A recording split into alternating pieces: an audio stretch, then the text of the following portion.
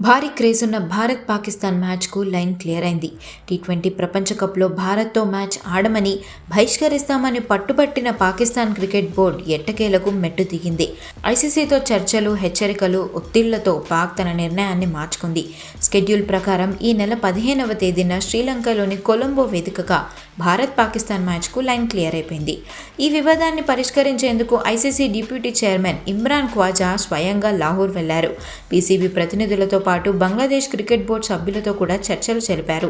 ఒకవేళ భారత్తో match ఆడకపోతే ICC నుంచి వచ్చే జరిమానాలు, నిధుల నిలిపివేత వంటి పరిణామాలను ఐసీసీ వివరించినట్లుగా తెలుస్తోంది. అలాగే టీ20 ప్రపంచ కప్లో భారత్తో మ్యాచ్ ఆడాలని బంగ్లాదేశ్ క్రికెట్ బోర్డు పాకిస్తాన్ను అభ్యర్థించింది. ఇలాంటి సమయంలో తమకు సపోర్ట్గా ఉన్నందుకు పాకిస్తాన్కు ధన్యవాదాలు తెలిపింది. అలాగే క్రికెట్ వ్యవస్థ ప్రయోజనం కోసం భారత్-పాకిస్తాన్ మ్యాచ్ జరగాలని కోరింది. షెడ్యూల్ ప్రకారం మ్యాచ్ ఆడాలని పీసీబీని ఆ దేశ ప్రభుత్వం కూడా ఆదేశించినట్లుగా తెలుస్తోంది. ఈ నెల 15వ తేదీన అనుకున్నట్లుగానే కొలంబోలో భారత్-పాకిస్తాన్ మధ్య మ్యాచ్ జరుగుతుంది.